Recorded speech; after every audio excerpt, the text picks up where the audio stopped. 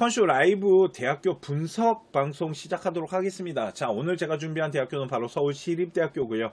교과 전형이랑 학종만 좀 보도록 할게요. 자, 그러면 컨쇼 라이브 두 번째 주제 대학교 분석 방송 시작해볼까요? 고고! 자, 서울시립대학교가 이제 지역균형 선발이라고 하는데 그게 이제 교과 전형입니다. 어떻게 22년에서 23년에 어떻게 바뀌었는지 좀 보도록 하겠습니다. 자, 크게 바뀐 거는 없는 것 같은데 가장 중요한 게 뭐냐면 추천 인원이 4명이었습니다. 네, 22년엔 4명이었는데 그거를 몇 명까지 늘려줬냐면 8명까지 늘려줬어요. 그러니까 무려 4명을 더 늘려줬다라는 건 경쟁률의 변화가 일어나겠죠. 왜 그러냐면 작년에는 한 학교당 4명밖에 못 넣었지만 이번 시즌은 8명을 집어넣는다는 건 경쟁률이 그만큼 올라가겠죠. 그런데 그렇게 많은 인원이 또 오게 되면은 점수대가 조금 밑에 있는 아이들도 지원이 가능하다라는 거잖아요. 그만큼 서울시립대학교가 생각보다 빠지는 데이터가 좀 있다라고 생각을 하는 것 같고 그 빠지는 데이터를 좀 보강하기 위해서 더 많은 인원을 선발할 것 같아요. 이렇게 인원을 좀 늘려서 경쟁률을 높이면 생각보다 점수대가 조금 입결이 높아질 확률이 있기 때문에 이런 것들이 일단 23학년 때는 체크를 좀 해야 되고요. 교과 반영하는 것도 작년에는 전교과에 대한 부분을 주요 과목에 대한 거 70% 그 나머지를 30%를 봤는데 이번 시즌은 공통 과목과 일반 선택 과목 같은 경우 그러니까 등급 나오는 거 전체 계산을 했을 때 그게 90% 석차 등급으로 들어간다. 그러니까 이거는 말 그대로 진짜 정량 평가입니다. 정성적 평가 들어가지 않아요. 계산기만 두들겨서 간다라고 보시면 될 것 같고요. 진로 선택 과목이 10%가 들어가고요. 이 진로 선택 과목은 등급이 있는 과목이 아니에요. A, B, C 성취도가 있는 거라서 A, B, C 중에 요 성취도 높은 요 A 받은 것들 상위 3과목만 골라내겠답니다. 그러니까 국어나 수학이나 영어나 사회나 관련된 이런 진로 선택 과목 안에서 상위 3과목만 골라내면 A를 받아야겠죠.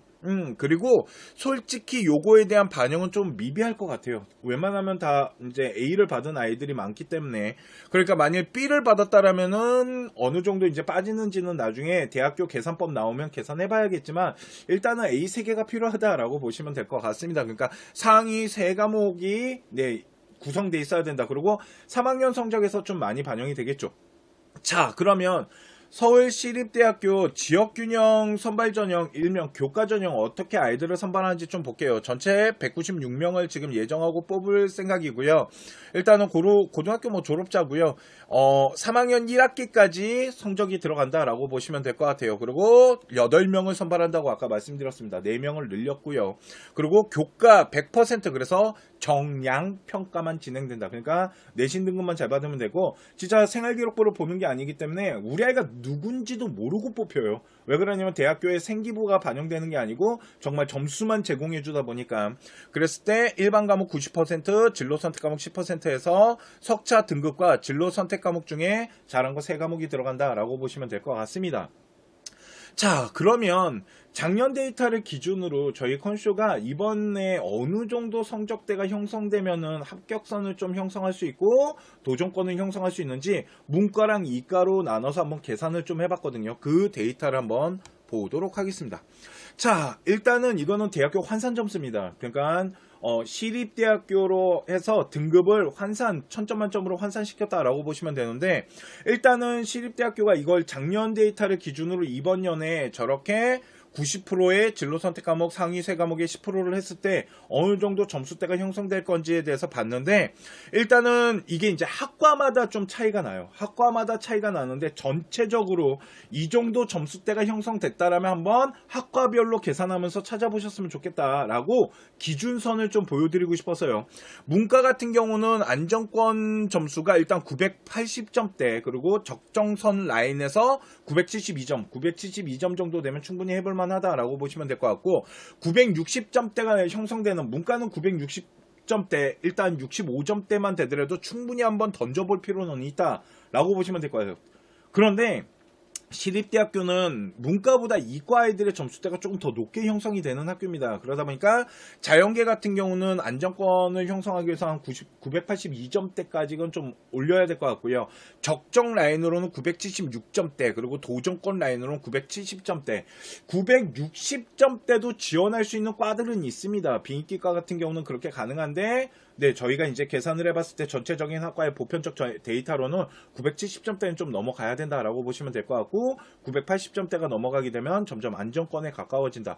990점대가 된다라는 건 거의 안정권에 들어갔다. 거의 1차 합할 수 있는 점수대다라고 보시면 될 것 같습니다. 지금까지 설명을 해드린 게 서울 시립대학교고요. 나중에 환산계산기 나오면 그거 갖고 계산하시면 되는데 저희 컨슈가 7월달 정도 되면은 저희가 컨슈 에듀라는 홈페이지를 새로 개편해서 오픈하는데 거기에 저희가 수시 교과 환산 데이터 계산하는 것들을 다 제공을 하니까 저희 홈페이지에 오셔가지고 사용하시면 되는데 그때 가서 다시 한번 설명을 해드리는 시간을 갖도록 하겠습니다. 컨슈 라이브 4월 12일날 새로운 시작 주 3회 방송이 진행됩니다.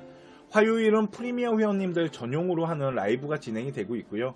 수요일은 일반 라이브, 목요일도 일반 라이브입니다. 수요일과 목요일은 8시에 오시면은 지금처럼 일반 회원님들과 함께 시청자분들과 함께 라이브를 진행을 하고요. 화요일만 저희 프리미어 회원님들을 위한 전용 방송이 새로 신설됐다라고 보시면 될 것 같습니다. 4월 12일 새로운 시작 주 3회 방송도 우리 회원님들과 시청자분들의 많은 참여 부탁드리겠습니다. 학생부 종합전형에 대한 부분을 좀 보도록 할게요. 작년까지만 하더라도 학생부 종합전형으로 선발하던 이 전형을 어떻게 했냐면 면접형과 서류형으로 나눴습니다. 면접형은 말 그대로 면접이 있다는 소리고요. 서류형은 면접 없이 서류만 가지고 뽑겠다라는 겁니다. 자, 면접형 같은 경우는 서류 100%로 뽑아놓은 상태에서 면접 40%를 논다는데 면접 40%는 저 수치가 나타낸 것처럼 보이시겠지만 면접에 대한 비중이 있어 보입니다. 그러니까 면접이 되게 중요하다라고 생각하시면 될 것 같고요.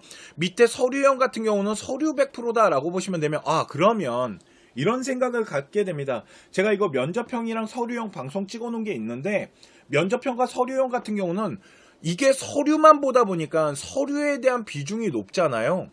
그런데 서류의 비중이 높은 학교들이 보통 저희가 합격한 아이들의 데이터를 분석해보거나 저희가 준비를 시킬 때 뭐가 있냐면 서류형 같은 경우는 중요한 게 하나 있습니다. 생각보다 성적에 대한 반영이 높게 형성됩니다. 그래서 성적이 좀 잘 만들어진 아이들 있잖아요. 그 아이들이 더 유리할 수 있어요. 그래서 면접형보다는 서류형이 아마 입결에 대한 부분이 좀 더 그러니까 성적만 봤을 때 조금 더 높게 형성될 수 있을 것 같다라고 보시면 될 것 같고요. 면접형 같은 경우는 좀 서류를 구성하는 데 있어서 이제 좀 학업에 대한 성적이 조금 낮게 형성된다라면 서류형보다는 면접형을 준비하는 게 훨씬 좋고 서류가 어느 정도로 구성되어 있냐에 따라서 면접형과 서류형을 판단하겠지만 서류와 성적에 대한 비중은 서류형이 조금 더 높게 형성되어 있다라고 분석하는 게 맞고 저 면접이라는 거 40% 정도 된다라는 거는 생각보다 점수대가 조금 뒤집어질 수 있다라고 보시면 될 것 같습니다. 이해가시죠? 자, 그 밑에 보시면요. 면접형과 서류형으로 나눠져 있는데 일단 면접형 같은 경우는 생기부에 자소서가 들어간다라고 보시면 될 것 같고요. 면접에 대한 부분이 40% 정도가 반영되니까 생각보다 되게 높게 반영되는 게 맞습니다. 최저학력 기준은 적용되지 않고요. 그리고 서류형 같은 경우도 학생 기록부랑 자소서가 들어간다라고 보시면 되고요. 그리고 서류 100%고 면접이 없고요. 수능 최저가 반영되지 않는다라고 보시면 됩니다. 이게 서울시립대학교 학생부 종합전형입니다. 그러니까 요번에 학생부 종합전형 같은 경우는 서류형이라는 걸 만들었다라고 보시면 되는데 자, 그러면 한번 어느 정도 입결이 형성되는지 그 부분에 대해서 좀 보도록 할게요. 자, 이거는 요번에 서울시립대학교에서 이제 발표한 자료입니다. 어느 정도 아이들이 형성이 되는지 좀 볼게요. 이거는 작년 기준의 학생부 종합전형입니다. 서류형이 포함되지 않고 그냥 면접형이라고 보는 게 훨씬 맞는 것 같아요. 그랬을 때 보시면 일반 고등학교 아이들 같은 경우는 2등급에서 3등급 아이들이 지원을 하는데 합격선은 2등급 대 아이들, 그러니까 2등급 대 초중반 아이들이 좀 합격선을 형성했다라고 보시면 될 것 같아요. 그러면 요번 형 같은 경우는 면접형 같은 경우는 요게 조금 더 내려갈 수도 있어 보여요. 조금 더 내려갈 수도 있어 보이고 서류형 같은 경우는 요거보다 조금 올라갈 수 있어 보입니다. 그래서 1등급 대 후반 아이들이 뭐 1.8 이런 아이들이 서울시립대학교 서류형을 지원하게 되면 점수대가 밀리지는 않을 것 같다라는 생각이 들고요. 만일 2등급 대 뭐 중반이나 후반 아이들 같은 경우는 서류형보다는 면접형을 지원하는 게 훨씬 유리할 수도 있다라고 보시면 될 것 같죠.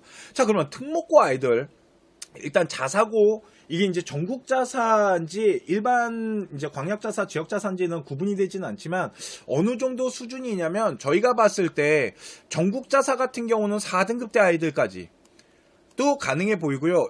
일단 자사고 지역이나 광역자사 아이들은 3등급대 아이들은 충분히 지원이 가능해 보이는데 만일 서류형이나 면접형으로 나눴을 때 자사고 아이들 같은 경우는 저는 솔직히 면접형 서류형 어느 게 더 유리합니까? 라고 했을 때 학업 성적 부분을 일단 계산을 해야 되고요. 서류는 솔직히 일반고 아이들보다 좋게 구성되는 학생들이 많다 보니까 그 부분은 좀 유리하겠지만 성적에 대한 부분을 좀 계산하는 게 중요한데 일단은 3등급대 아이라면은 저는 서류형도 충분히 지원이 가능해 보인다라고 보시면 될 것 같고요. 일단은 뭐 3등급대 중후반에서 4등급대가 형성됐다라면 서류형보다는 면접형을 지원하는 게 훨씬 유리해 보인다라고 보시면 되고 특목고 그 외에 뭐 외고나 뭐 국제고 이런 아이들이겠죠. 그런 아이들 같은 경우도 보시면은 4등급대 라인, 4등급에서 한 4등급대 후반 라인까지 아이들이 선발되는 걸로 봐서 이제 3등급대 그러니까 특목고 같은 경우는 3등급을 기준으로 잡으면 될 것 같아요. 전국자사 빼고요. 한 3등급대를 기준으로 잡게 되면은 점수대가 그렇게 크게 밀리지 않고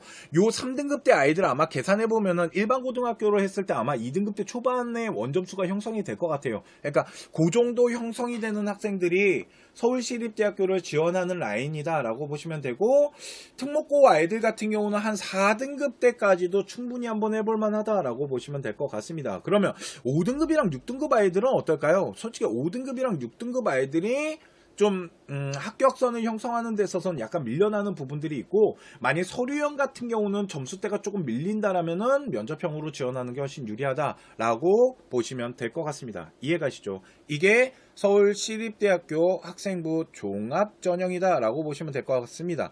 그러면 아까 본 거는 문과 계열이고요. 자연계열을 좀 보도록 할게요. 자연계열도 거의 비슷합니다. 일반 고등학교는 2등급대이기 때문에 서류형 같은 경우는 아까 말했지만 1.8등급 대는 1등급 대 후반대 아이들은 충분히 해볼 만하다라고 보시면 되고요. 특목고 같은 경우도 한 3등급 되면 충분히 점수가 구성이 되는 거고 4등급 대 아이들도 충분히 지원권이 가능하다라고 보시면 되고 그 외에 특목고 중에 전국자사나 이런 아이들 같은 경우 뭐 6, 7등급 아이들도 지원이 가능하다는데 솔직히 저는 이거 누구로 보냐면 과고 아이들로 보입니다. 네. 왜 그러냐면 자사고 라인에서 이과 계열의 특목고는 외고 국제고 아이들이 아니고 과고 아이들이 형성되기 때문에 과고 아이들 같은 경우는 5등급부터 7등급 때까지도 네, 지원이 가능한데 일단 5등급은 점수대가 그렇게 크게 밀려나진 않고요. 6, 7등급 아이들도 충분히 시립대학교 지원권 안에 들어갈 수 있다라고 보시면 될 것 같습니다. 이해가시죠? 이게 서울시립대학교 학생부 종합전형의 면접형과 서류형에 대한 부분이고요. 작년 입결을 2022 입결을 기준으로 분석해봤을 때 이 정도 수준의 아이들이 그러니까 성적대를 형성할 거다라고 보시면 되고 제가 지금 분석한 거에는 생활기록부 수준은 분석이 돼 있는 게 아닙니다. 그렇기 때문에 그 부분은 빠진 상태에서 한 이 정도 때 우리 아이 등급대가 형성되었다라면 어느 전형 서류형인지 면접형인지 어느 게 더 유리한지를 잘 따져보면서 서울시립대학교를 준비하면 되지 않을까라고 생각이 듭니다. 이해가시죠? 여기까지가 서울시립대학교다라고 보시면 될 것 같습니다.